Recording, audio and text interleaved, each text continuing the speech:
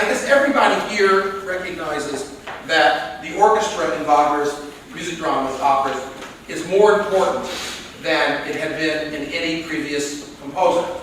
And that, to some extent, in all of the works, and perhaps in Tristan the very most, and maybe Parsifal, the orchestra and the conductor is the real protagonist. I mean, it's almost more important than any other element. For instance, in the current Bayreuth Ring, what is by far the most important part of the current Bayreuth Ring is Telemann, the conductor and the orchestra. And in general, the orchestra in Wagner is extremely, extremely important. And I guess I'm sure everybody also in this room has an idea that Wagner did things with the orchestra that no one had done before, and opened up the world not just of the orchestra as a vehicle, as part of the opera house, as an accompaniment of singers, but also in abstract, the orchestra as a whole. And that Wagner was an extremely influential composer, just on this grounds alone, just in what we call orchestration, the use of the orchestra. Now, one thing, however, which I think might surprise most of you, is that really, in only one exception, the Ring, is the Wagner orchestra any larger than the normal orchestra of his time. Just a very, very brief word about the growth of the orchestra. The orchestra in the 17th century, the concept of the orchestra really starts in the 17th century. And what it really starts as is to create a contrast between a small group of soloists playing versus a group of non-soloists playing. And they call that soli, soloist, and pieno, which means full. And this contrast between full and solo is sort of the beginnings of the idea of the full orchestra. That, and also the need to have something to go together with chorus and religious music. But the concept of a formulated orchestra, the extra instruments that people call for, doesn't really become formulated until the middle of the 18th century. In composers like Bach, and even more so, composers like Monteverdi before Bach, the composers are extremely vague about who plays what, and it's very open. I mean, even in Bach's big orchestral works like the St. Matthew Passion or the B minor Mass, a lot of the time, it's not really entirely clear how many people or who's supposed to be playing. And there are different theories as to how many people are playing. I mean, some places it's quite clear, but that's usually the solo. Like in the part of the B minor Mass, the Corneon that has the horn solo. Yeah, the Corneon, the horn solo, that's clear. But exactly what constitutes other parts of the tutti, which is the new way, which is Italian for everybody, which refers to the whole orchestra, isn't so clear. But during the 18th century, the idea of what the orchestra was really becomes formulated. And the core of the orchestra is the strings. And the strings, by tradition, there are 4 string instruments, but there are 5 parts to the string section. The 4 string instruments are violin, viola, cello, and double bass. Now, in the early orchestra, the double bass functions almost entirely as a foundation for the cello. They play the same music almost all the time. And this is an outgrowth of the practice before, where the bass, in general, was just the filling out of the harmony for the vocal line, what we call thorough bass or figured bass. And it was played by a lot of instruments playing the same stuff, basically. So you have this 5 string parts, 2 violins, the upper and lower violins, first and second violins, viola, and you all know how they look, basically, and the nature of these. And the nature of them in the orchestra is these are all played by multiple people. So there are to be an orchestra, there is more than one person on each of these parts. This radically changes the sound. There are a lot of reasons why this. One reason the string instruments aren't as loud. But the main reason is not a question of volume, but it's a question of type, quality of sound. Quality of sound is much more full, but also, I don't want to get too technical, but I'll get technical for just 1 second. You know that when you play the piano, or when you play a mechanical, like one of those little flute things that you give to your kids, or if you play the guitar, if you play an E, it's an E. You really don't have any control over whether it's higher or lower or anything else. It's just, if the piano's out of tune, it's out of tune. If the piano's in tune, it's in tune. But it is what it is. And there is no difference in the way that pitch sounds. If you play other instruments, especially string instruments, what an E is it will vary from instrument to instrument because they won't all pick the exact same spot on the string to stop the sound, which makes it the pitch that defines the pitch. And also, they won't be exactly attuned together. If you have, in order to create a universal, clear sound of pitch, what we call intonation, that's the term for it. If you have two violins play together, it always sounds out of tune. You put, Itzhak Perlman on one side and Pinky Zuckerman on the other side, and have them play Mary Had a Little Lamb together, it's still going to sound slightly out of tune. Because they're never going to be exactly the same in their intonation. But if you put 8 mediocre violinists, well, mediocre maybe not, but 8 decent violinists together, and it'll sound incredibly intimate. It melds together. You get kind of an average that fills it up, that makes it sound together. So the principle behind that is why the string instruments are played multiple. And this is more and more important for the upper strings, largely because they play the melodies more. So if you ever go to an orchestra and you wonder, why are there so many violins and not as many basses, let's say, well, that's the reason. Why are there so many violins and not as many of the other instruments? That's because the other instruments were conceived of largely as solo instruments.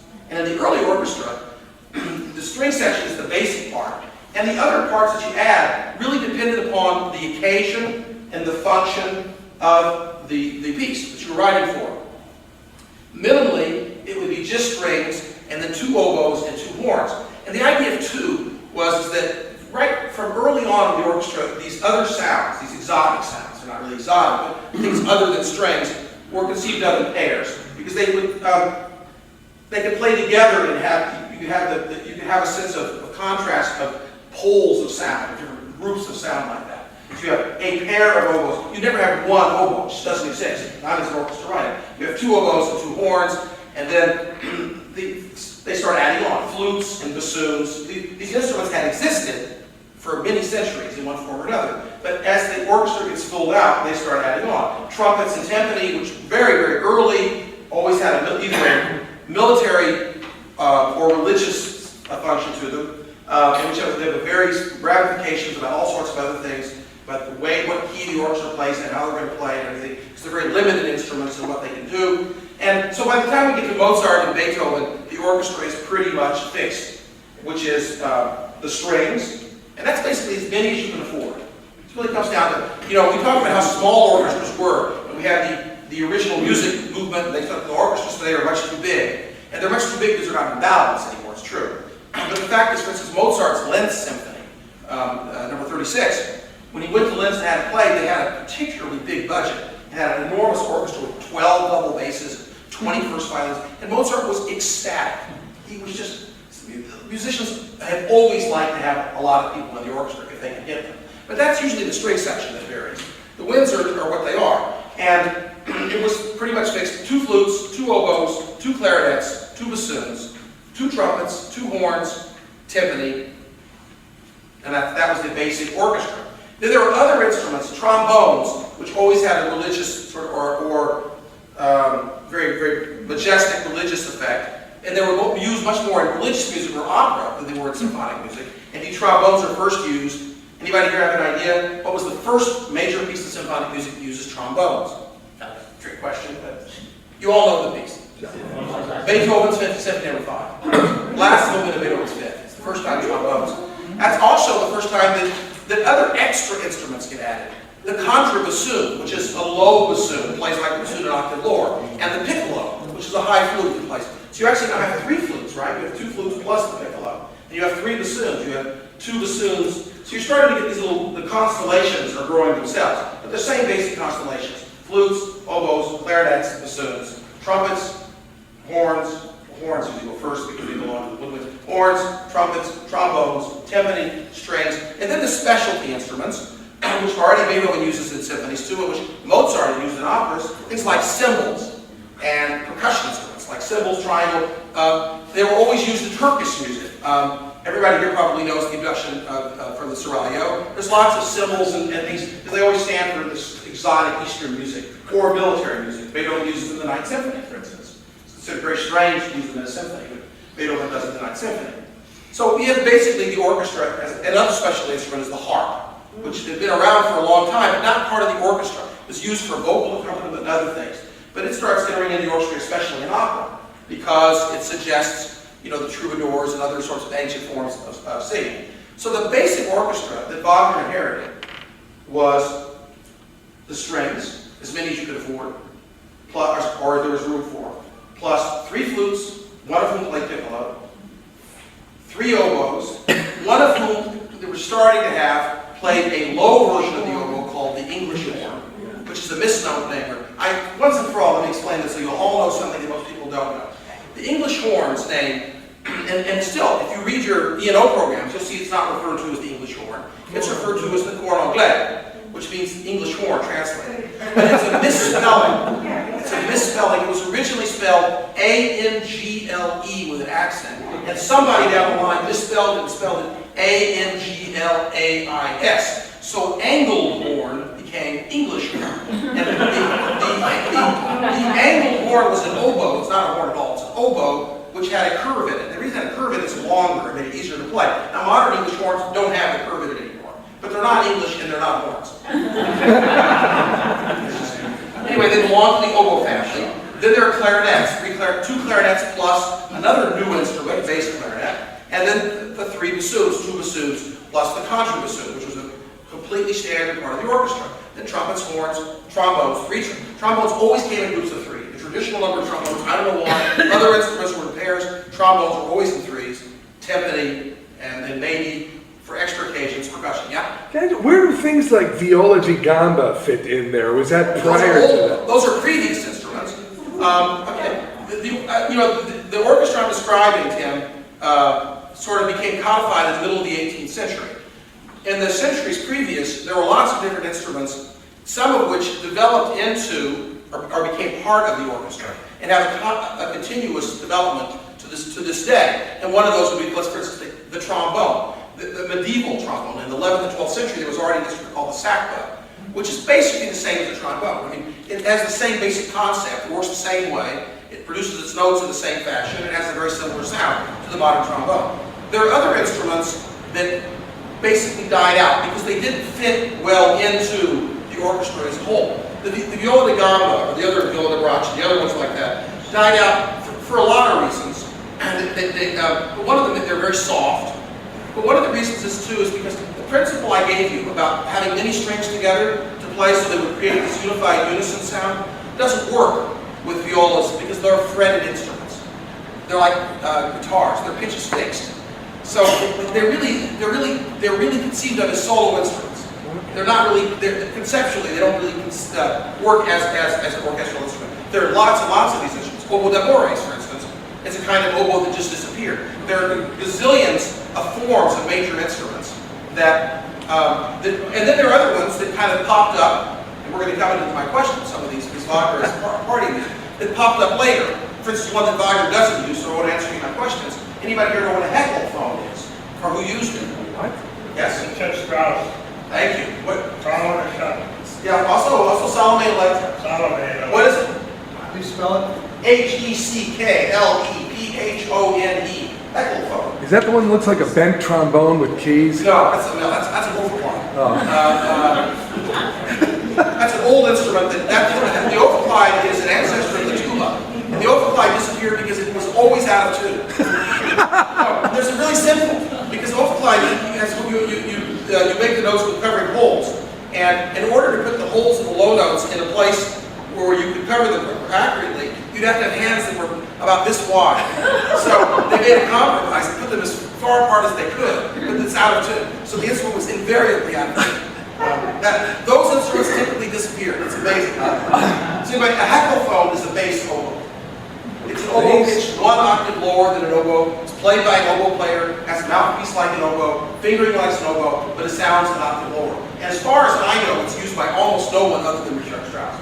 I mean, but that's an example. The 19th century was full. Wagner is by no means the only composer of the 19th century who had instruments invented. But all of them, including in Wagner's case, are instruments that grow out of this basic kernel orchestra. And so, when we listen to Meistersinger, or when we listen to Tristan and think, my goodness, the orchestra is so much more important and visible than present and loud, let's say, than it is in other people's operas of the time, or say nothing of symphonies before, it's not because it's bigger. It isn't. It's exactly the same size. Robert Schumann's orchestra and Wagner's orchestra is identical in size, except for the ring. The ring's a different story. The ring is the only one work of Wagner's that truly has a bigger orchestra. The ring really does have a bigger orchestra. Is it just more orchestra, or is it because he added a lot of unique things? Both. But now let's go to my questions now, because that's going to take us into. So let's start with question number one, because this is going to bring us right into this. What instruments did Wagner introduce or invent, and what works does he use them? Well, obviously, I've already answered part of that question. If all the other works use a straightforward orchestra, only really the ring. So what instruments are in the ring that are no other that Wagner invented? Yeah. The anvil is a good answer, actually. That's right. The anvil's in Rheingold. Yeah. Tenor tuba? Excuse me? The Wagner tuba. Yes, there is definitely a Wagner tuba. Okay, anybody know here what a Wagner tuba is? Tenor tuba. I have a picture too here. Here's a picture of Wagner tuba. Wagner tuba looks a little like a French horn down there, and it looks like a tuba but it's narrow, kind of narrow bore. And instead of a horn that the horn goes backwards, its horn goes frontwards. Who plays the Wagner tuba? Who in the orchestra plays the Wagner tuba? Horn player, not the tubist. Horn player. It's very different from a tubist. But that's unique in my experience. How many Wagner tubas are there in the ring orchestra? 30. Just look it up and don't bother. There's 4. See, because by the way, I forgot to mention that. Whether there's 2 of the other instruments traditionally, early on, already in Beethoven, there are 4 horns. Horns are very practical. You can do a lot of different things. You can fill out harmonies very well. So having 4 horns already became, that was already an absolute established custom by the time that Wagner came along, that there'd be 4 horns. Because the horns can mingle with the sound of the horn, even though it's a brass instrument, can mingle very well with woodwind sound. For instance, if you have a woodwind quintet, the woodwind quintet doesn't have a flute in it, but it does have a horn in it, which is kind of an interesting point itself. The Wagner conceived of the Wagner tubas not as tubas, but as an extension of the horn family. In the ring, there are 8 horns, not 4 horns. So you double the horns. And the 5th, 6th, 7th, and 8th horn players play Wagner tubas as well as horns. They have to have both instruments. And they go back and forth. He usually gives them, a little bit of time, a minute or 2, to change from one instrument to the other. Usually a little more than that, but not much more than that in some cases. They go back and forth between the 2 regularly, even though they're quite different instruments to play. One of the reasons why hearing ring excerpts played by opera orchestra is often more satisfactory than hearing it played by symphony. Even the best symphony orchestras, sometimes the horn players have very little experience in playing a Wagner tuba. They may have played on it once or twice as a kid at the conservatory just to get some practice, and it's a difficult instrument to control.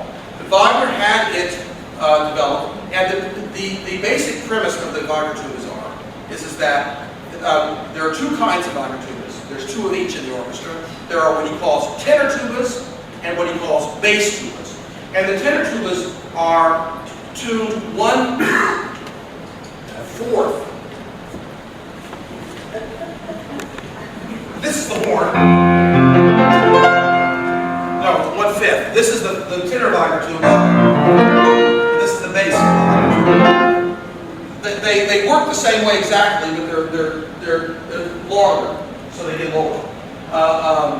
And so it fills out the thing. But they have, in essence, the same kind of sound production the horn has. They're louder than horns for us in the orchestra, because their bells are pointing forwards. One of the reasons the horns don't make more noise than they do when we're sitting in the house is because all you have to do is sit backstage. Listen to an orchestra backstage sometime. You get the horns right in your face. They're loud. But the Wagner tubas, their bells face up, basically. A question about the Wagner tubas. Did I hear correctly that they're also used in marching bands? No. Let's go to the next part of the question here. Sticking to Wagner tubas. What other composers?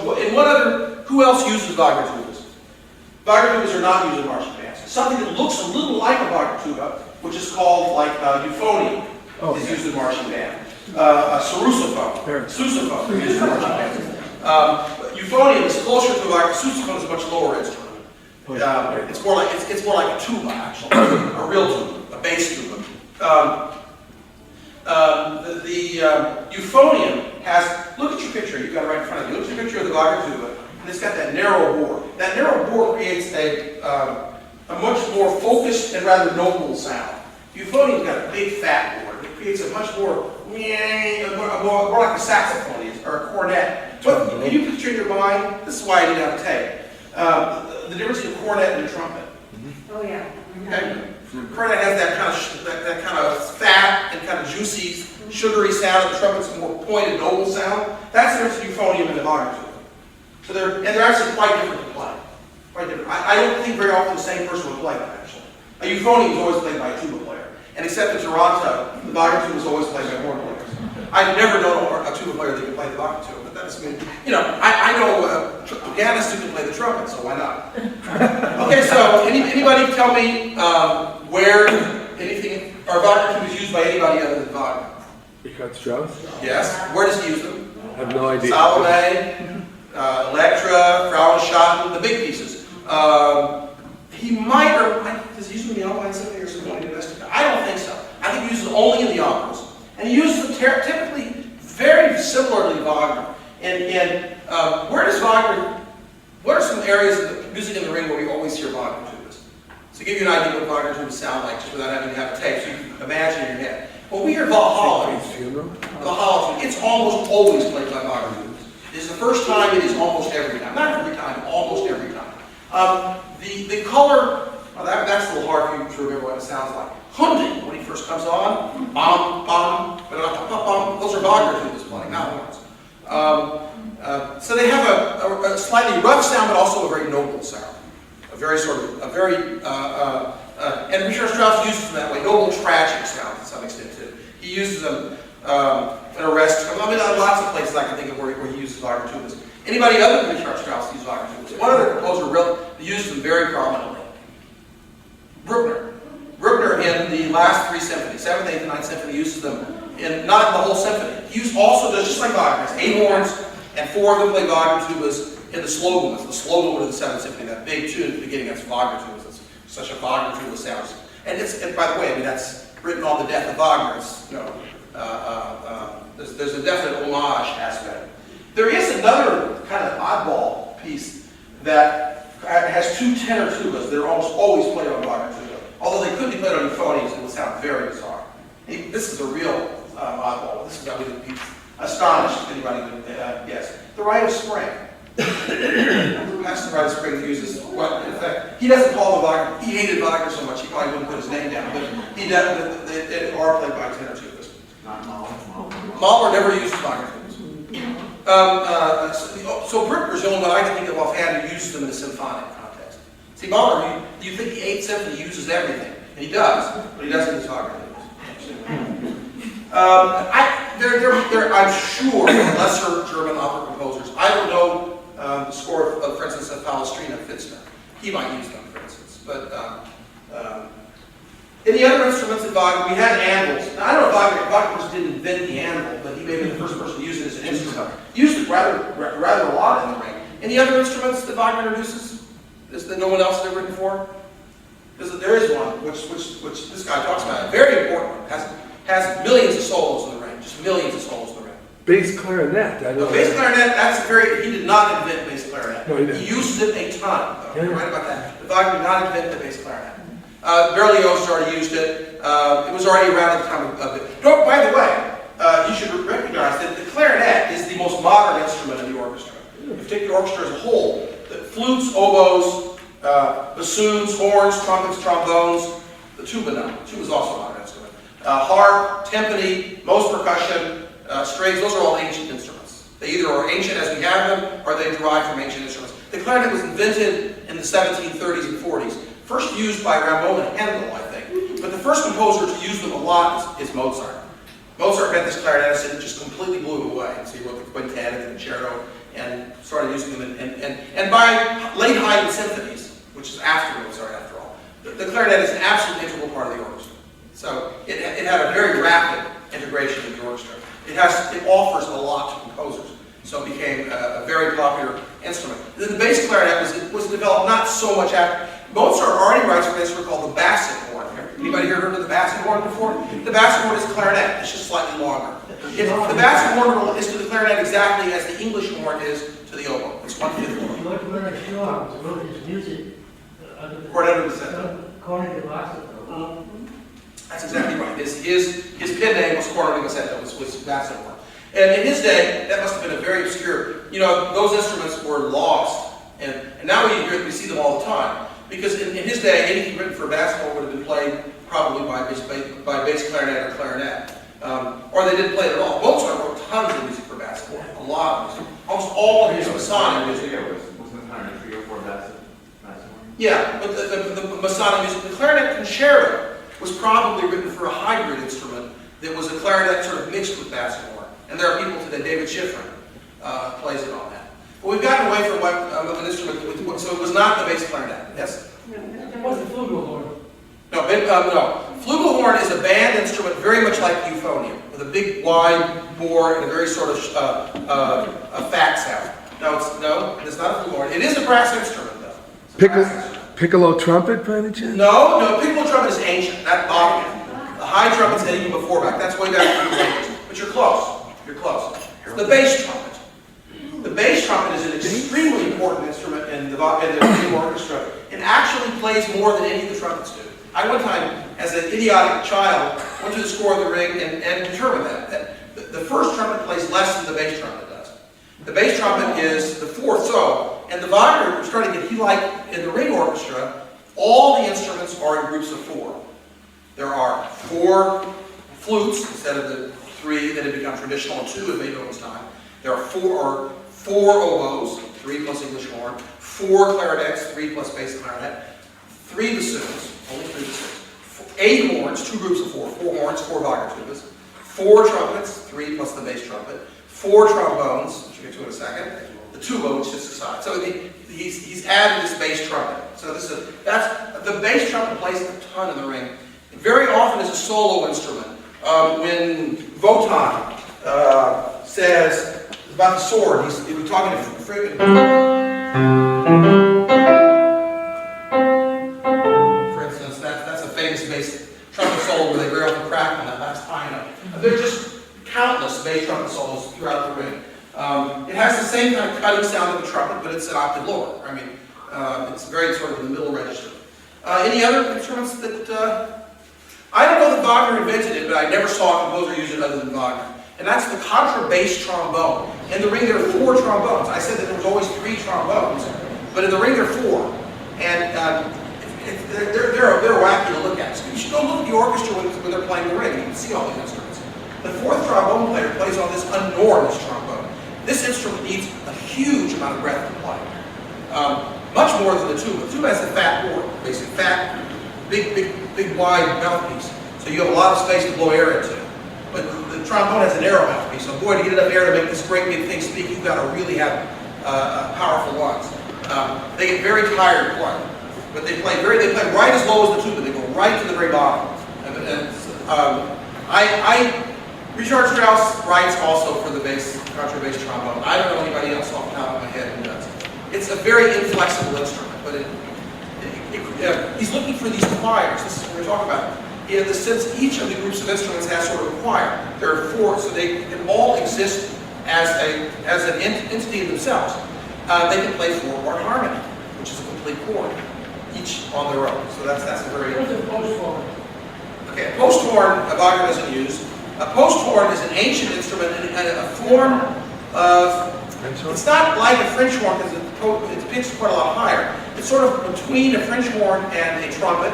It's like a trumpet, but it's like a trumpet in the length of the... it's the length of the tube that determines how high or low it's going to be. It doesn't have a long tube, so it's like a trumpet, but it's curved like a horn, which affects the way the sound comes out. And it's played by, traveling people. There's a very, very famous... Post horn is mostly used in early music. 15th, 16th, 17th, 18th century music. Already, the 18th century, it's the post horn symphony by Haydn, which doesn't use the post horn. It just imitates it. And there's a post horn capriccio above for a harpsichord which imitates it. But there is a very big post horn solo in one famous symphony, actually, which is supposed to be played on a post horn. It's always played on the cornet because nobody can play the post horn. Can't be played on the trumpet. Yes. What about the horns that they play before a horse race starts? Is that a post horn? Isn't that a bugle? Is it, but it has a big. That would be a post horn, then, probably. I don't know. I haven't been to any. I've never been to horse race. But it could be. You know, because the post horn solo when I'm talking about goes.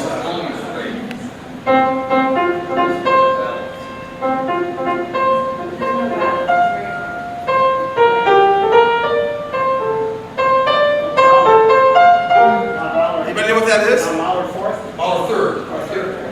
Third was Mahler third. Symbol of man. That's the symbol of mankind. And that's symphony. That's the only post horn solo I know. This is great. I'm getting some. There's a lot. See, the orchestra became very fixed in the middle of the 18th century, but all of these are instruments that have deep antiquity and grew usually out of specific uses, like the post horn or the bugle, which is a kind of trumpet, obviously. I mean, any trumpet player can also play the bugle, and probably can also play the post horn up to a point. You know, up to a point. What about crumble? Excuse me? Crumble. Crumhorn, isn't that kind of an alpine instrument? No. I don't know. Oh, crumb means a bent horn. That should be very much like a post horn. It's a bent, I mean, crumb means bent, yeah. I'm not, there's a lot of these instruments. There are other instruments in the ring, by the way, besides anvil, more in the category of anvils. What about all those steer horns off stage and things like that that we get? And if you've read John Kulshaw's book about putting together, when they did the Schulte recording, they actually went to got real steer horns. These are just those big, huge, long things. They were probably like those alpine horns to call up the cows. And they make like usually 1 or 2 pitches at most. They make this enormous barrel sort of sound. Very, very vague in pitch, so they don't go together with other instruments very well. And the whole point of the ring in these cases is they're supposed to sound very wild, barbarian, untamed, very different from the sort of refined, tamed orchestral instruments. So that's why, and Kulshaw quite rightly, when he wrote Wagner said, when you use a violin, so we use trombones. He said, but trombones are that we already have those. The orchestra. It's too much like something that's already there. I mean, they might play it in very bad taste or something, but it still sounds like a trombone. Whereas a real steer horn, if you all know from the Schulte ring. Conductors typically hate any sound which isn't pretty. And since steer horns are anything but pretty, it's very hard to get conductors to really use things like that. There are a lot of instruments, by the way, that Wagner never uses. There is one other rather rare instrument that Wagner uses quite a lot. It's true of his opera. Think of it? Although it's never played on. I've never heard it played on it. I don't know if you hear it. It's usually played on something quite interesting. It's the lute. Beckmesser plays the lute, and all the guys play the lute in Tannhäuser. If you see the Dresden, it's unfortunate that we are not this year to see the Dresden version, and they all play on the lute. But they really play on, in the orchestra usually, guitar wouldn't be heard either. They play on miniature harps, small harps, which sound pretty similar. I was watching this year at the Met when they did you notice that else with Beckmesser's thing was accompanied by a special harp we had, which is not this small. It's a harp, it's not a lute. Lute is very quiet. I mean, no opera house, you wouldn't hear a thing. But the idea is to suggest troubadours who, of course, accompany on it. All right, let's go to what? How long is the harp? King David played the harp. Millennium. Great in Ireland. Harp is seen, if you look at those medieval tapestries, things and instruments, there's almost always harps. Harp is very, very old. It didn't have pedals though. Pedal was invented in the 18th century. Pedal really radically.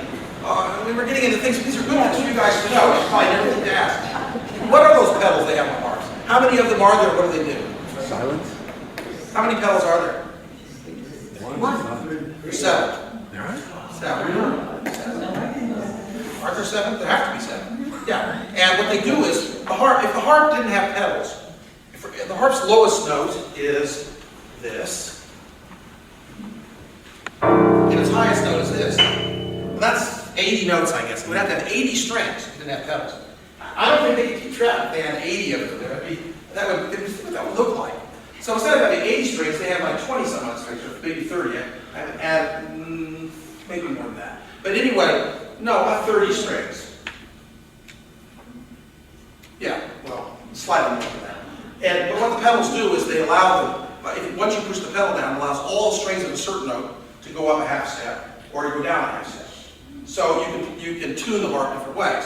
So the pedals allow the harp to play all the notes. Whereas before they had pedals, you basically had one scale you could play. That's all you could play. So you couldn't play any notes that were out of the key. If it was tuned to C major, you could play the notes of the C major scale and nothing else. So the pedals allow the harp to become a complete instrument, a complete chromatic instrument, which it wasn't before. Are you ready for number 2? Yes. Okay, number 2. What instrument did Wagner plan to invent? What instrument did Wagner plan to invent that was never realized? Hasn't been realized yet to this day. Anybody know? He writes about it at great length. Soprano tuba. Do you have an idea? I don't know. It's an alto oboe. Wagner didn't like English horn. Maybe he didn't like the English horn. He didn't know. He never called it English horn. Well, actually, in German they call it English horn. Wagner did not like the English horn, and he was already dissatisfied in Tristan. In Tristan, he says maybe he could invent some kind of an instrument that would sound better than the English horn for the solo off stage. But in Parsifal, he writes an essay in score saying, and he says that I'm writing this for alto oboe. No one's invented it yet, but we have to replace English horn, which is an inferior instrument. So, but I don't know what he wanted, but he didn't like the English horn. Probably it was excessively nasal. English horn can be quite nasal. Also has intonation, has tuning problems, and he wanted something which was truer in pitch and perhaps had less nasal quality of the sound. Anyway, it never happened. Okay, here's number 3. What common instrument did Wagner famously dislike, and how does he use it? There's one very, very common instrument that Wagner many times says that he doesn't like. Any idea? Well, that's well, but he writes a lot for it. No, and that's not a common. He was dissatisfied with it. Let's say this one he just didn't like. It's a more important instrument than English horn. It's a real basic instrument. What? Clarinet. Oh no, clarinet he liked a lot. Flute. Wagner didn't like the flute. Neither did Beethoven. And neither did Mozart. Mozart, Beethoven, and Wagner all disliked the flute. How does Wagner's dislike for the flute manifest itself in his music? And it really does. It really does. The flute almost never gets tuned in Wagner. The flute very seldom. The flute is used almost exclusively in Wagner in one of 2 ways. It's either used as part of the whole orchestra playing, or what we call tutti, which is Italian for everything, which we use universally as musicians to refer to the orchestra when it's playing a lot of people together, or to create certain kinds of color sounds, like when Brunhilde is waked up, those high trills and things like that, you have these high flute sounds, or other sorts of coloristic effects. The Wagner work that uses flute by far the most is Lohengrin, and most associated with the character of Elsa. There's more flute. Elsa, the beginning of Elsa's Dream, for instance, is probably the most extensive flute solo in the entire literature of Wagner, but he does not write melodic material very often for the flute. Yeah? What about the pan flute that he uses in Tamworth to set the pastoral scene? No, that's actually played by an English horn. And also the little bird in, That's mostly played by the oboe. The flute plays that a little bit, but that's very characteristic. Let me just go into that. That's kind of interesting. There's 3 parts to the song when it plays. It has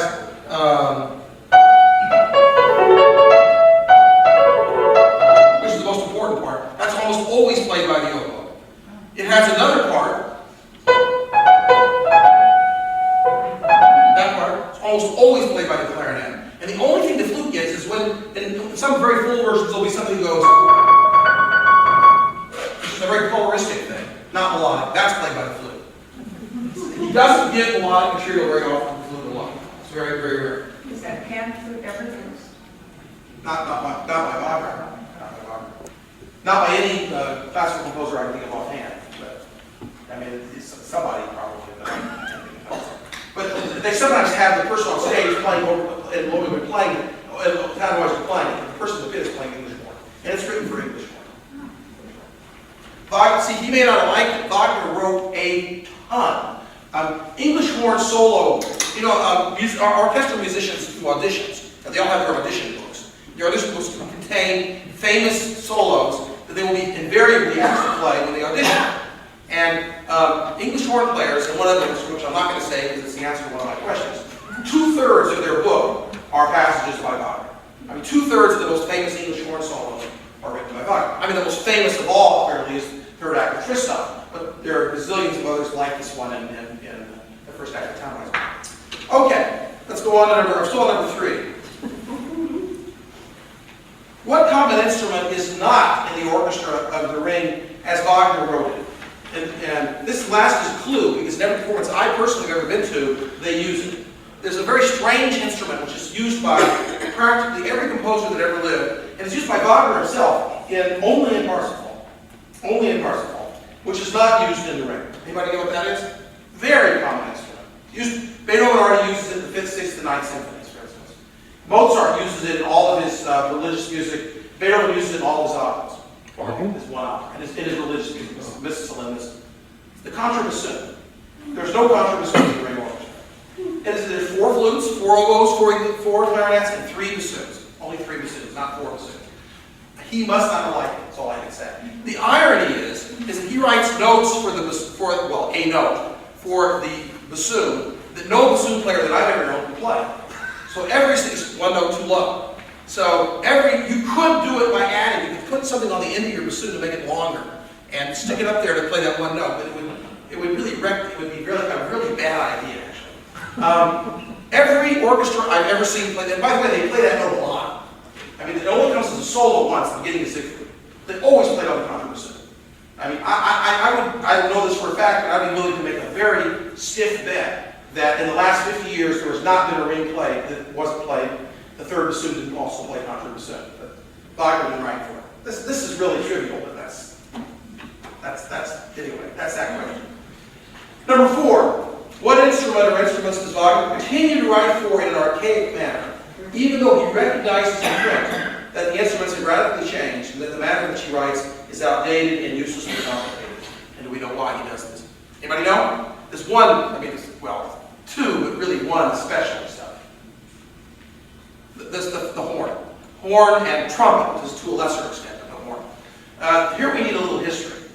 The horn has been integral to the orchestra since the beginning. As I said, the first instruments with strings were oboes and horns. So if you go to the very, very oldest idea of what an orchestra is, it's going to have horns in it. But horns had a major problem.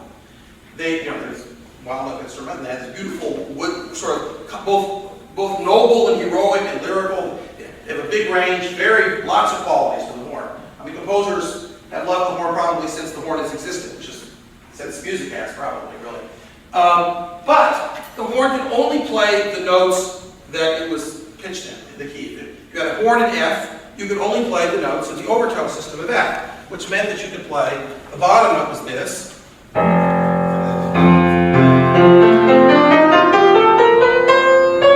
Theoretically, up there, you could start playing chromatically. They'd be out of tune.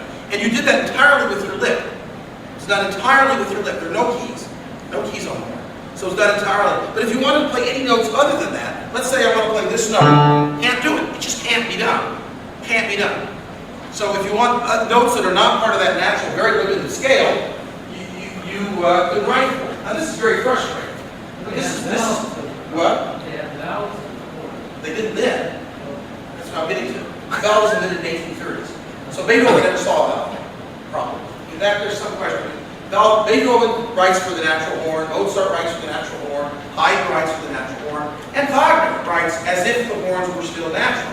But they weren't, because it's an unbelievably useful invention. In Beethoven, if you want other notes, they have to change their instrument. Well, what they did was they put a whole other valve, they changed the hole, and they kept the mouthpiece. So the horn player arrived there with like a basket full of horns. Because he would have a horn in F, and he have a horn in A, and a horn in C, and a horn in D. They had basically practically every key, which allowed him to play these notes. But it took a long time to change. In operas, like for instance in a Mozart opera, it would be common to change from aria to aria. So let's say in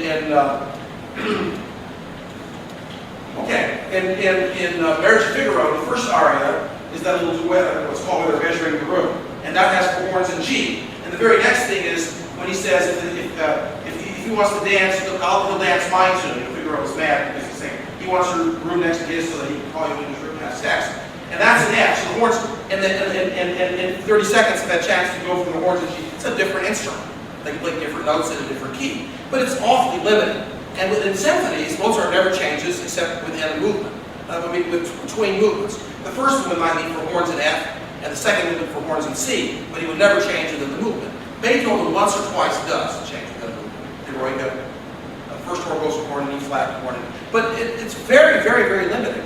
And then some guy, as you just pointed out, in the 8th, 20s, invented the valve horn, which basically what it did was it allowed by pushing down 3 keys in the 7 possibilities, well, 1 without, and the 6 possibilities pushing them. 1, 2, 3, 4, 5, 6, 7. Allowed the chromatic scale, because you could have all the notes of the scale basically play a horn in F, and a horn also it goes down. It's low. You have a horn in E, E flat, D, D flat, C, and B, and by that you have everybody, because the other notes that you have covered are sort of mirror notes, which are in the scale. So horn players still play a lot with their lip. They only have 7 notes, and trumpet too. They have 7 notes, and trombones too. They just have 7 positions, but everything else is done with a lip. So just so you know that. So the difference between one note and another note could be they don't have to necessarily change anything here or there. It's just that their lip does different things. But they can only do with their lip what the natural harmonics of the note allows. They can play different, because those pitches, that gets too much into acoustics, they're already there. It's just a question of making them what you hear primarily. That's one of the reasons why the horn is a difficult instrument to play. We've all noticed that even the best orchestras, horn players sometimes have their infelicities. Anyway, so Wagner continued to write, so if you open up the score of the Ring, especially the Ring, but it's true of all of them, you'll have passages for horns in B, and horns in D, and horns in F. And whereas the only horn that existed anymore by Wagner's time was the horn in F. F, maybe E existed still. But he writes for every, but not every, he doesn't have horns in A flat. I think that practically every possible, he might, his horns in D flat. And he does the weirdest combinations, like he'll have something like this. This is like played by 4 horns.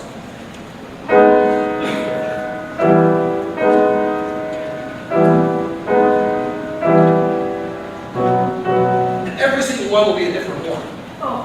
Horn in B, horn in E, horn in for absolutely no apparent reason. Are those horns physically different? Are they today or were they? No, were they? Sure. They can't Yeah. today? Sure, they're absolutely different instruments. But they never existed in Wagner. By the time Wagner wrote that music down, they had disappeared from the face of the planet. But not quite disappeared. Now Wagner, in one word, writes for both valve horns and natural horns specifically. And the natural horns he writes as natural horns, and the valve horns he writes as instruments that can play all the notes of the scale. Anybody know which one that is? That's what's happened. But other than that, all the works, he writes as if the horns were natural horns, sort of. But they're not. And How are they tuned? Is there a little valve? the natural horns? The natural horn is just what it is. It's the length that it is. So it's made of. It's made. And how you change from a horn in C to horn in D, you just put in the thing that makes it that length. It just changes the length. There's a valve. Is it not the French word? That French horn is just a common name. There's no that Why French. did they call it French? No idea. It's ancient. I doubt that it's French. It's just one of these things. Nobody else calls it French horn except for us. Simon, do they call French horn in England too? I have to confess that I've never met a musician who calls it French horn. We just call it horn. But it is often called French horn. You're right. But it's just a horn. German is called horn. And Italian is called horn. And the French is called cor. And it's just, Spanish is called horn also. It's just pretty straight. Why does he do the trumpet? It's also true. Trumpets, by the way, before the inventions of the valve, were even far more limited than the horn. One of the reasons the trumpets don't have more to do in classical music is they really can only play. For instance, let's say Beethoven's Ninth Symphony. That's a big trumpet part. It can play the following notes. And it can also play that out of tune. It does a couple times. So that's it. That's all the notes it can play. That's it. So that's pretty limiting. You know, 5 or 6 notes is all it can do. However, you notice the composer is very clever. What about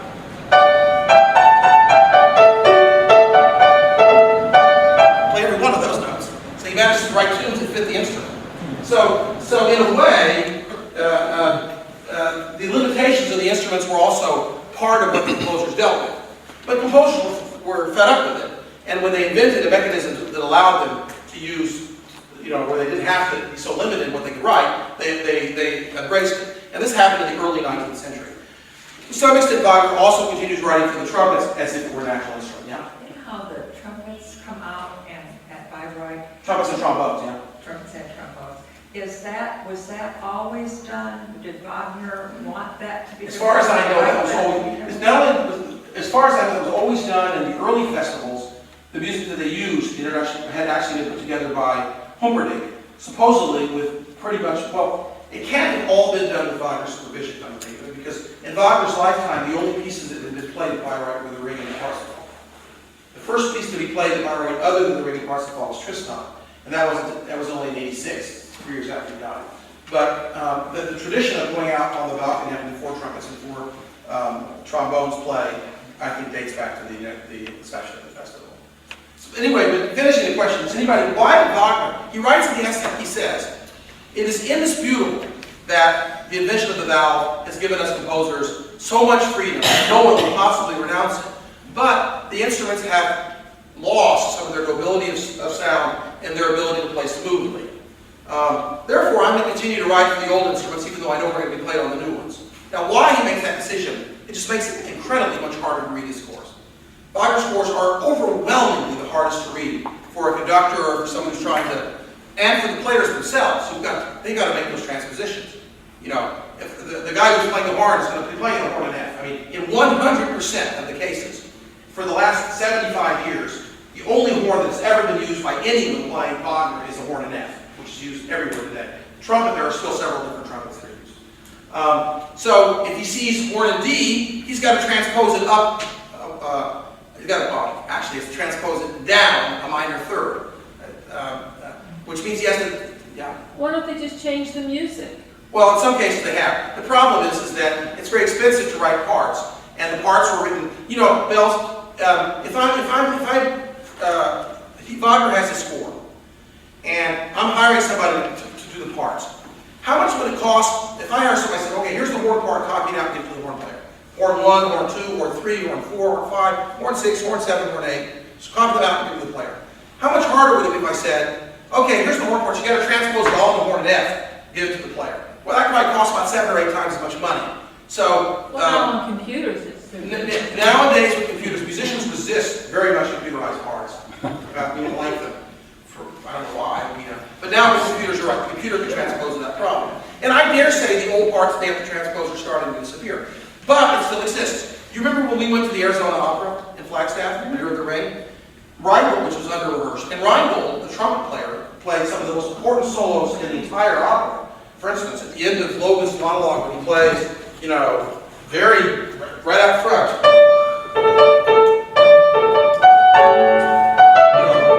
The cadence at the end of the Reingold mode, cadence, played it exactly one key off, so what we heard was, you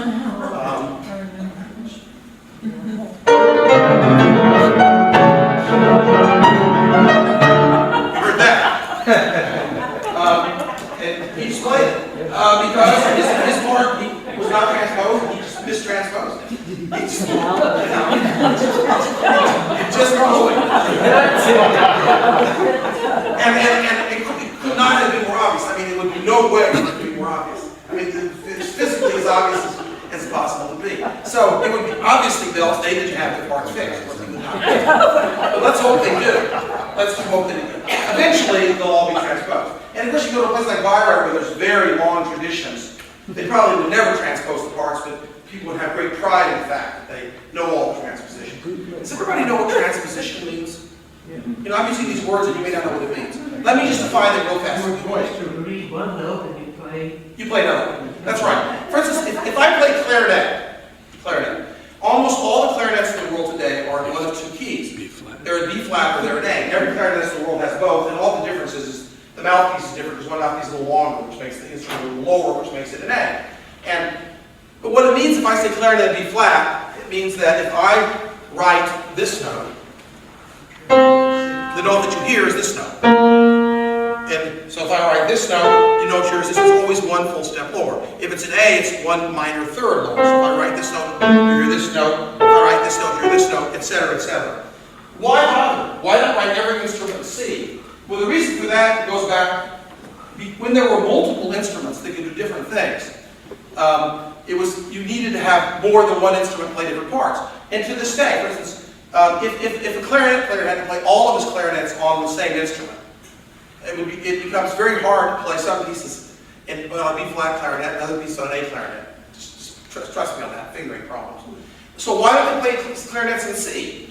Is there no clarinet in C? Yes, there is a clarinet in C. Actually, Wagner calls for it in Rheingold, although I've never seen a clarinet in C used. The clarinet in C is horribly, ghastly out of tune, because we have the problem I was talking about with the overclide. The holes don't fit right. The length of the instrument doesn't fit the sound. So when these instruments settle into a certain form, like horns in F or trumpets in B flat, it's because that's what actually sounds the best. So, there's a reason. But it's also, we musicians are very conventional. So we've been doing these things for hundreds of years and we keep doing them because this is a transposition. But there are composers nowadays who write in their scores everything as it sounds. And it'll say at the beginning of the score, all instruments notated as sounds. But when they hand those to the players who play the horn or the clarinet instruments and transpose, they'll be promptly shot by the composers. By the players. The players will kill the composers if they hand them that. Because the players don't want to have to transpose. They're willing to do it with Wagner because Wagner is Wagner. But if some modern composer hands him a part and says you can transpose it on your own, he'll kill himself. Rather than play the piece. You transpose, you do that with voice too, don't you? Is that right? The voice, well, yeah, the voice doesn't have an issue. The voice has no issue. There's no issue for transposition. The voice is just how high it is. But the issue is only in terms of how it lies to the voice. There's not an issue in terms of reading because there's no mechanical thing attached. In other words, if I sing or as C, the only difference is how it lies to my voice, but I have pushed on different things. So the people who are transposing are the people who are accompanying the singer. So the singer's transposing too, but there's nothing involved in it. It's just if I'm Placido Domingo and I say I want to sing Di Quella Pira, but I can't sing it as written, so let's do it in B flat. He doesn't have to do anything. He just sings it as time. He just plays with the guys who are playing. But they have to transpose it down a full step. And one of the problems of Wagner for singers, one of the reasons why Placido never sang Tristan in the theater, is because whereas in Verdi, in number operas where the things are separate and where the orchestra parts are relatively simple to play but also simple in conception, you can actually ask players to play them. And they do all the time. The number of times I remember, this is a terrible aside, just really quickly, there was a huge brouhaha in Milan because Muti had Di Quella Pira, the big cavaletta at the end of Act 2 of Il Trovatore, where there's a bunch of high C's that the tenors always sing. And he had it, he would not allow the tenor to sing the high C's, ostensibly because they weren't written by Verdi. The real reason was because it would take the attention away from Muti, and people might actually applaud the singer instead. So anyway, there's a big outcry, and one of the people that got this takes away all the fun and removes the whole interest of the opera. And Franco Borelli, who was the great Manrico of his time, writes an article saying this is a scandal, this is terrible. Any tenor who can't sing the high C's, as you call it, Pira, shouldn't do the role in the first place, and this and that and the other. And then I, by chance, was listening to 4 different tapes someone had, magnificent, by the way, of Corelli singing Di Quella Pira. And in all 4 cases, he's transposed it down. So his high C's aren't C's at all, they're all B's. So, anyway, so much for that. But you can't do that in Wagner. For one, the orchestra parts are too difficult. It would be impossible. You could never get an orchestra to play. Poor Placido would like to sing what he did finally on the record. But to sing the 3rd act of Tristan, if you get to transpose it down, you get to sing it all right. But you could never get it's too hard to play. It's hard to play as it's written. It would be really, Wagner was writing right at the limits of what instruments he plays as it was.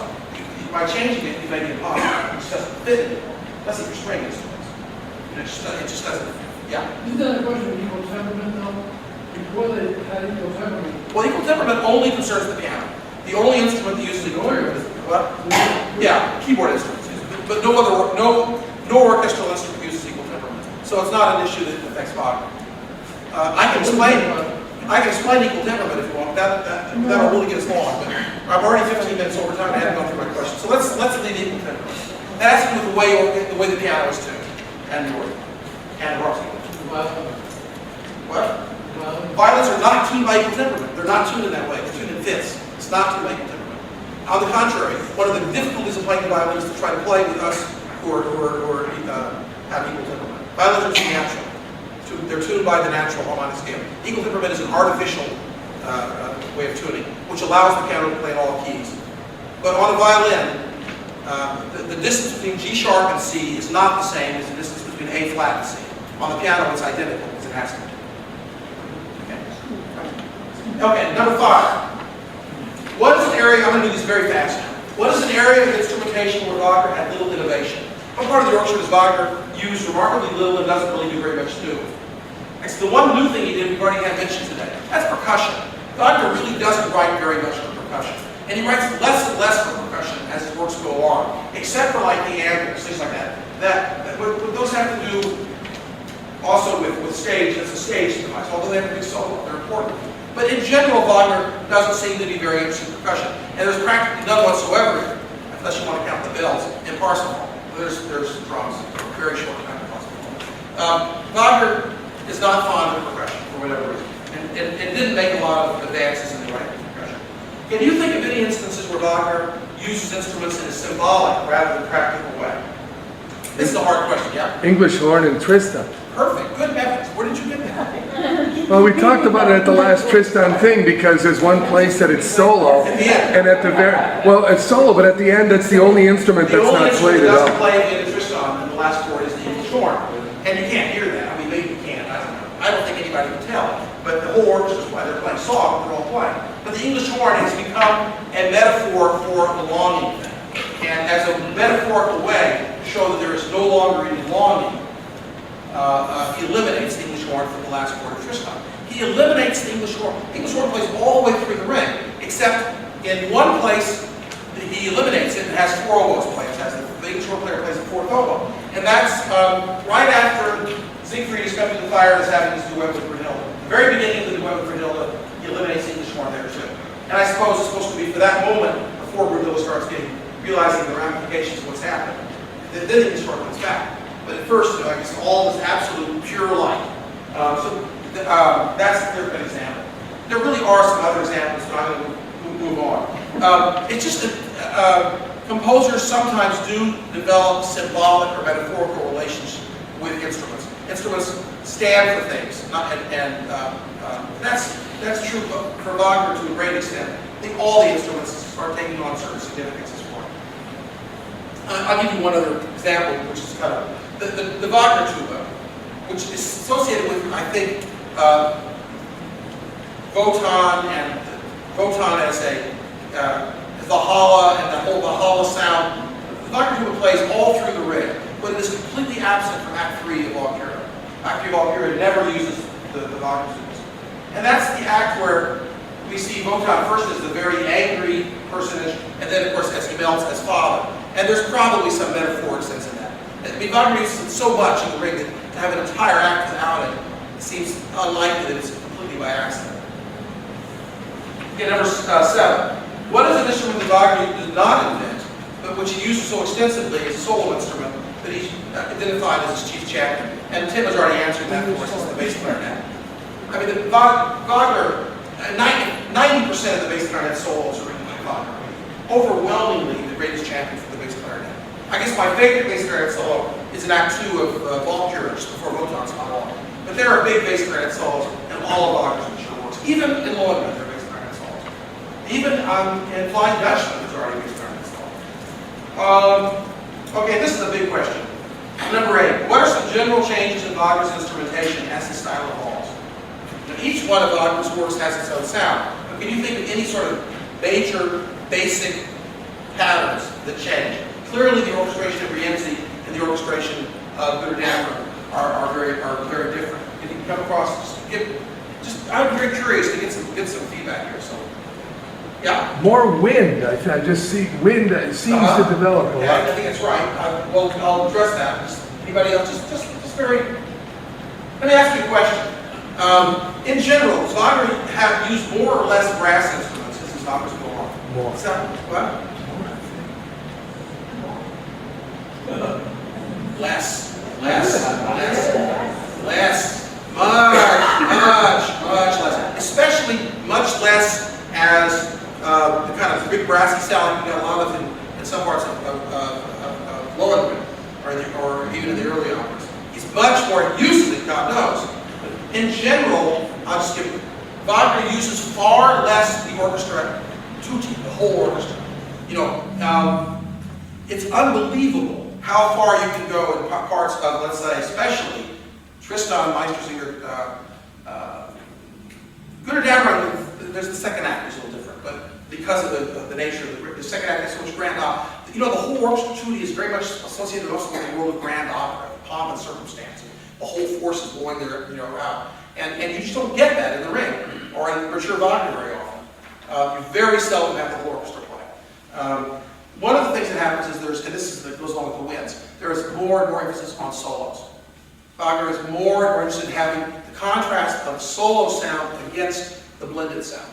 So you have part of the orchestra creating some kind of very highly colored blended sound, very complicated combination of instruments, over which or under which or through which solos come out. Part of that is Wagner becomes more and more interested in polyphony and having music in more than one voice as his style develops. And so polyphony consists of several voices. Well, that's several solo voices.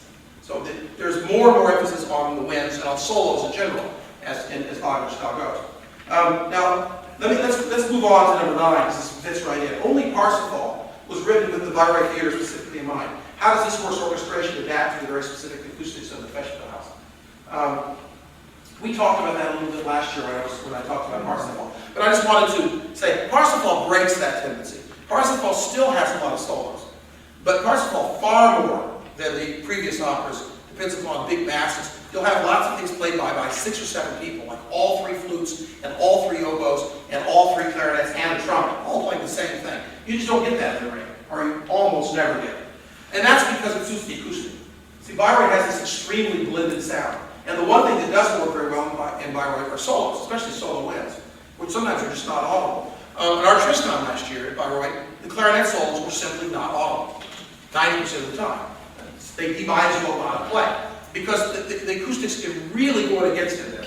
And the conductor did not have enough experience, which Thielemann did. So the clarinet player has to jack up, he has to play his brains out. I mean, it says piano, he has to play fortissimo if he's going to be heard. Because the acoustics of Bayreuth very much are unfavorable to solo winds, and very much favor this blended sound. Because it's all blended. We don't hear anything that's not blended. We can't hear the solo sound. There are a lot of acoustical reasons why. You ever thought about how strange it is that you hear the whole violin section play, and you can't hear any one person play? Then all of a sudden, the concertmaster has a solo, the rest of the violins are still playing, and you hear him completely clearly. Now, is it because he's playing so much louder than everybody else? No. It's because there's a different kind of sound in the solo sound, which is coming from one spot, than in the blended sound. In Bayreuth, it's all blended sound. Not because we don't hear it until it's blended. It hits off the deck and off the stage before it comes to us. So the soloists are all at a big disadvantage. So solo winds have problems in Bayreuth.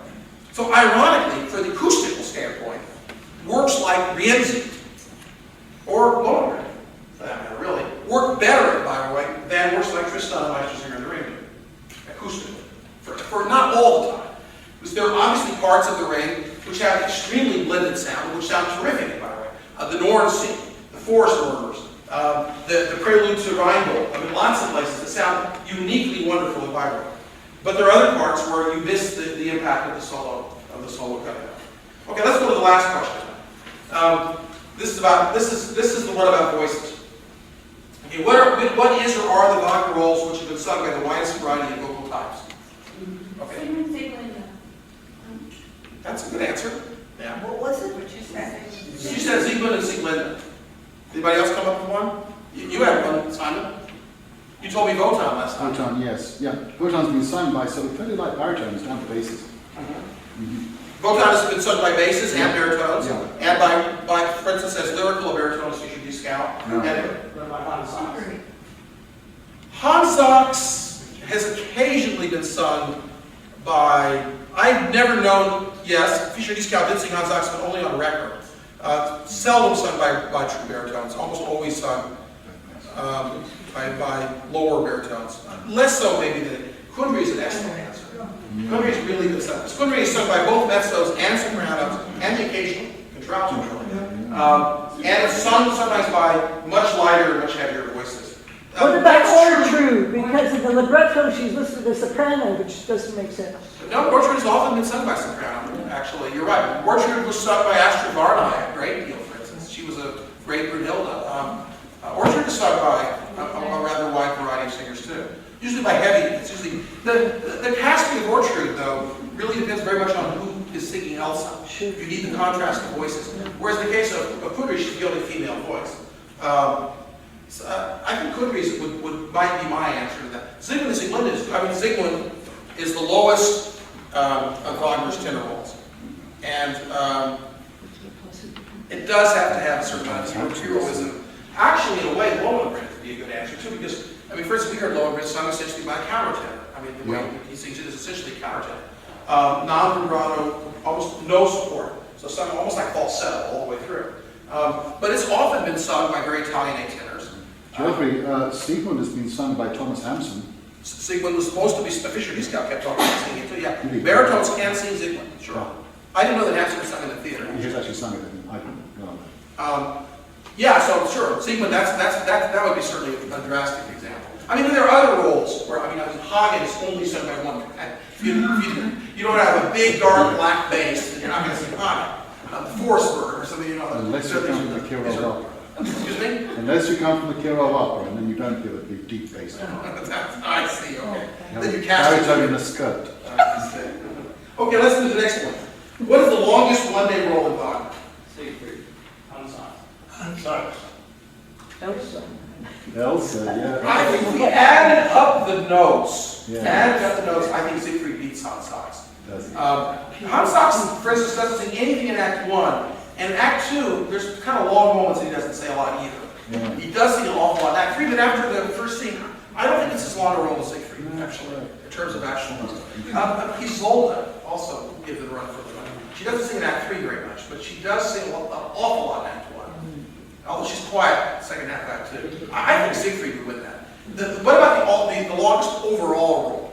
I think that one's an easy one. Wotan, I think, wins that one. Because he has Counting the Wanderer? including the Wanderer. Yeah. It's not plus the Wanderer.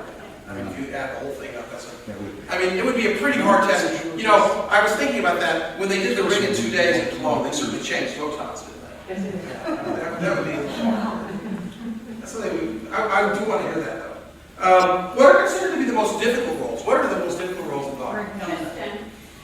Tristan. And Isolde. Siegfried. So what do we have a consensus? Who thinks Siegfried? Tristan. Who thinks Tristan? Okay. Who thinks Brunhilde? We're in the hall. Those are probably the most difficult roles to sing. I think that the thing that makes Tristan such a hard role to sing, also in a way, Isolde is not as hard a role to sing. Tristan is in a way the hardest role to sing for sure, because Tristan is not quite as long a role as Siegfried, but it's long. But Tristan has the problem that his music becomes more and more dramatic and more higher and higher as the role goes along. So if he starts to run out of voice, he's really in that problem. And probably many of us have heard Tristan and Isolde, but the Tristan does run out of voice, and you've got the whole third act with Tristan in greater stress. Whereas the hardest part of Siegfried's role is in Act 1, is the heaviest part. The heaviest part is the forging song. And once he can get through that, he can mark a lot of Act 2 and even parts of Act 3. And once he starts singing the duet, he can sort of just, I've had duets where the Siegfried character just shuts up and has a voice like less than a million while singing for him. It works all right. But it was Birgit Nielsen singing, it was fine. Okay, here's the question. Why are these roles difficult? Okay, I've gotten some of that. Why is Siegfried so difficult? What is difficult about the role of Siegfried? It's just so long. It's so endurance. It has a very big range. Yeah, that whole range. It has a high C. Yeah, almost never sings that high C. Every once in a while somebody sings it. But he has a gazillion high A's. He has one sung by B flat, and he sings a lot of high A's. There's a lot of physical action, and that has to be a drain. That's also true. The forging is an extremely physical scene. That's got to be a big drain. And that's something, whereas that's also true. That, however, would argue for Tristan anymore. Because the sheer emotional intensity of Act 3 of Tristan is unique. Yeah. And that must be a real killer, actually. But then you're off when it's finished. You're done. Yeah, that's true, too. Yeah, Siegfried's got a lot more. Siegfried's got a lot more to do, so that's also another reason. So I think, but endurance is only part of it. Part of the problem for instance, in Siegfried is that he goes for such different, he has to sing very tender, intimate, introspective music in Act 2 after having shouted, all this gorgeous song. These huge differences, I think, make a big, big difference. Tristan, has to sing all this very sustained, long line lyrical legato music in the love duet, and then he has to have this unbelievably impassioned, almost recitative-like singing in the third act. So it's this big contrast of types, which I think make it so difficult. I mean, Brunhilde has that problem less though in any one work than as the work as a whole, except for the Hoyatonos. The Brunhilde in Valkyria can be sung largely by a contralto. It's low. Whereas the Siegfried Brunhilde is short, very good. Lies very high. It's very exposed right from the start. It's really, if the singer's got a good voice, you really, really, really hear it in Siegfried. The Götterdämmerung one is the most complete role, and it's all over the place. But also you can sort of get into it. You can cover things up with a lot of. Hildegard Behrens was at her best in the Götterdämmerung Brunhilde because she could use her dramatic qualities to mask, let's say, any vocal deficiencies better. Whereas in Siegfried, it's really mostly just about singing. The Brunhilde roles. This is a good question we can ask all of you that I'm done. Which roles have you most often heard in a satisfactory manner, and which have you heard least often in a satisfactory manner? Okay, you've heard most in a satisfactory manner. Albert. I've heard quite a few good Alberichs myself, as a matter of fact. Hagen too. I've heard only one as good as Gottlob Frick, but I've heard quite a few. King Mark, Wordemans. I've heard quite a few good Werdemanses too. That's right. I frankly, of the Wagner tenor roles, the one I've most often heard sung well would be Siegfried. And then next would be Parsifal. I've never heard a good Siegfried. I mean, except for Lawrence Melchior, perhaps nobody can really sing Siegfried. I like Wittgenstein on the record, but I'm sure I would have got things to say. It could have been high. When I've heard the most criticism of is Wotan. That's right. The last Valkyria Well, I think that'll come into this next part, which is what is in general difficult about singing Wagner and what is in general not so difficult.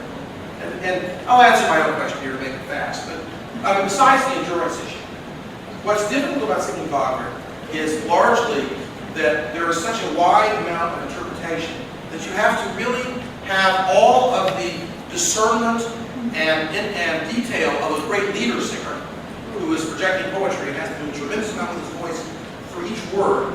And at the same time, so, in an opera house with an opera orchestra part.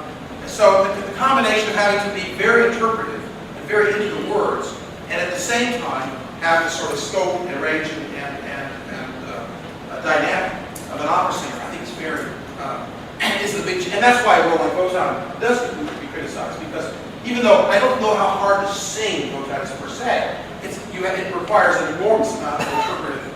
You have to really think about who you are, what you're doing all the time, and there's a whole lot to it, that you don't have if you're singing later on Traviata, which might be hard to sing, but you just have to sing it basically. If you sing it, you basically done what you have to do. With his abilities as a conductor, did Wagner care about covering up the voices? Tremendously. That's a very good, I'm glad you asked that question, because there's several points in that. One question is that I'm not convinced that Wagner's orchestra necessarily, why do we have the issue of the orchestra covering the singer so much in Wagner, so much more than we do in Verdi? Verdi, let's say in particular, for starters. I won't say Puccini for a second. Why? Size of the orchestra? Well, no, the orchestra size is the same, except for The role of the orchestra. And in Verdi, it's much more likely the whole orchestra is going to be playing. Verdi writes tunes probably 500 times more often than Wagner does. It's most of the time true. So, no, the difference is this. This is a very important thing to recognize. Wagner's orchestra is not louder than Verdi's orchestra, by any means. Wagner's orchestra is not louder than Verdi's orchestra. But the role of the orchestra and the importance of the orchestral lines are much, much greater. So, whereas in Verdi, the singer is always singing the almost always has the melodic line, which is enormous. That's what you hear easiest, the melodic line. The melodic line is being doubled by the orchestra, so he's got help from the orchestra. And the orchestra part in itself is not so important. So if the singer doesn't have enough voice, the conductor can have the orchestra play quieter at no great cost. In Wagner, there is a tremendous compromise being made, because if you have the orchestra shut up, you're often eliminating the most important part, especially since Wagner seldom has the singer sings the melody. Only in special places like the prize song does the singer much sing. Even already in Lohengrin, the singer doesn't sing the melodic line most of the time. The singer is singing some inner line, because Wagner wants the words to be heard. When you have a melodic line, the singer singing the melodic line, the ear tends to follow the melody, not the content of the words. So Wagner likes to have the singer sing something other than the main melody. The orchestra sings the melody, the singer sings something in the middle. So you can't suppress the orchestra entirely, you don't hear the melody. And sometimes in these old records, that's exactly what happens. You hear these old records where they just, mic the singer up, and it's incredibly unsatisfying to listen to, because you can't hear the melody line. And the orchestra is too important in Wagner to be completely submerged. And the reason for the design of the Bayreuth pit is largely Wagner wanted the orchestra to be able to play as loudly and as intensely as they needed to without covering the singers. Wagner writes that as a conductor, he knows that any good conductor can balance any orchestra with any singer by having the orchestra play quieter and quieter. But you lose all the intensity of the orchestra. So by designing the pit at Bayreuth the way he did, the players can play as loud as they want and still not cover the singers.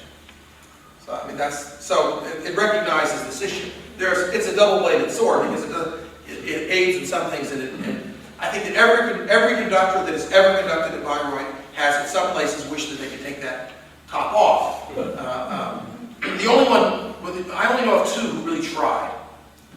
One was Schulte in modern times, and one was Richard Strauss in not such modern times. But earlier they probably all wanted to, but they were so in awe of Frau Wagner and everything that they wouldn't dare say anything about it. Why doesn't he just bring the soloist up front in the part that's not hooded? Well, because there's no time to move. I mean, they're playing. Very often solo lasts like a few measures, and then you're back in the group again. So there's not separate enough. The real danger, the reason clarinets and bassoons are the ones who really have the problem, because they're between. They're not underneath, so they don't get that boost of the rubber. They're in the part there's only a very small part of the pit that's actually open to the sky. The front of the pit, they're actually underneath that thing coming over like this. So their sound is immediately hitting this. The guys way down below, the brass, and they're down underneath, so their sound is immediately hitting. The first thing it hits is the walls aside. The clarinet actually has light over it. He can look up and see the chandeliers. He's in a position where he could probably even see, if he stood the right way, some of the audience. So he's in a bad position acoustically. When you play in a hall, the last thing you want to be is in a place where it goes straight up. You don't want your sound to disappear up high. So he's but there's no solution to that except to have the clarinets play louder. The fact of the matter is that in the ring we heard all the clarinet solos, because I guess Thielemann just had them play loud. But in Tristan we didn't. Who conducted Tristan? Peter Schneider conducted Tristan. Yeah. And he was good, but that he didn't do. Anybody else? I think of another difficulty. In the ring, Wagner uses singers that very much like orchestral instruments. Well, the people in the orchestra, they're sitting there with the music in front of them. But the singer on the stage cannot do that. How the devil do they know exactly? This is, you're saying something that my wife says all the time. How do they learn their parts? It's very easy to learn your part when you've got the tune all the time. And that's why, someone like Pavarotti never learned to read music, and by singing the kinds of roles he sang, he learned them all by ear. But imagine trying to learn any of Wagner roll by ear. I mean, you couldn't, because you're doing all sorts of, as you say, things like instrumentally. However, we should also add, what in general is not so difficult? There are other ways in which Wagner is very, very modest in his demands for the voice, very reasonable in his demands for the voice. Anybody have one? Yeah. Most of the time, That's right.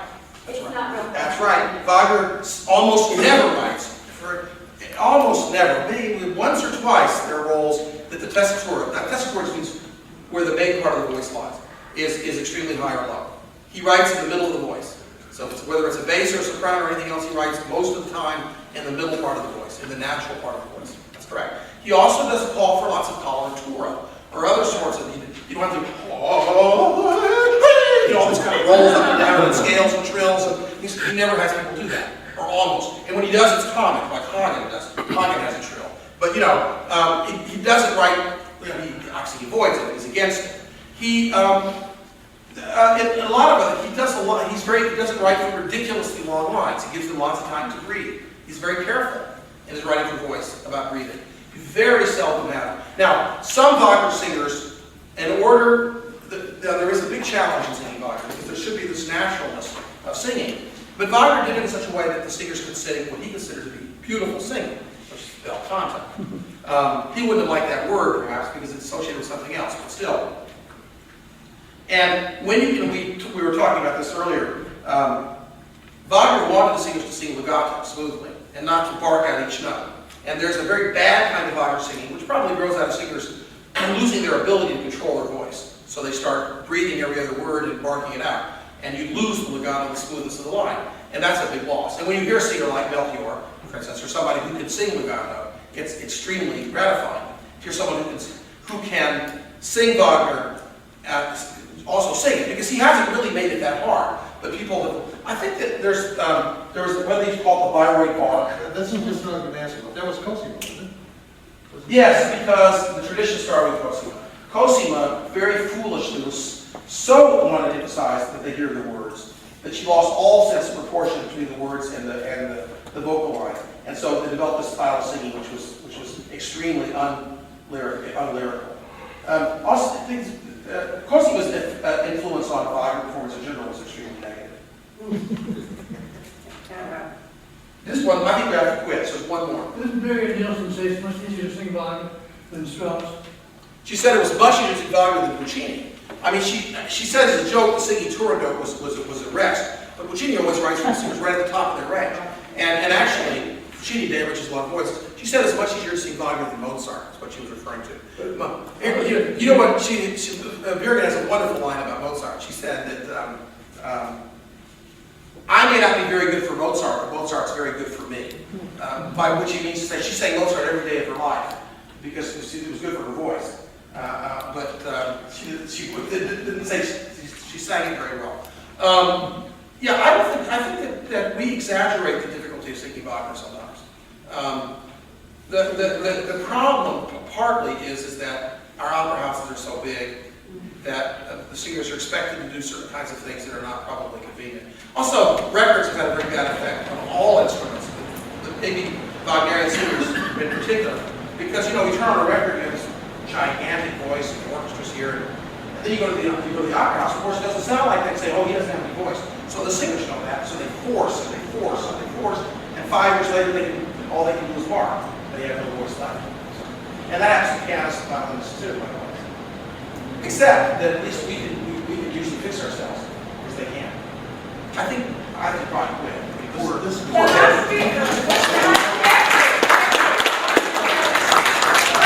The last part? Oh, the extra credit. Oh yes. Oh gosh, sorry. Anybody have any idea what that is? What instrument is played by a different person in Europe than it is in the States? The bass trumpet. Bass trumpet, which Wagner invented, right? The bass trumpet player in the United States is invariably, and I actually did some research on this. I don't know about Toronto, but I think it's probably true of Toronto too.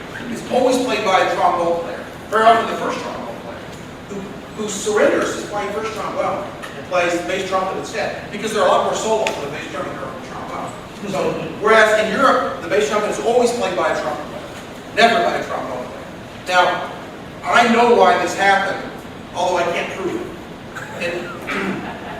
It happened because in the early days of Bayreuth, there was a split between Hans Richter and Anton Seidel as to who was better at playing the bass trumpet parts.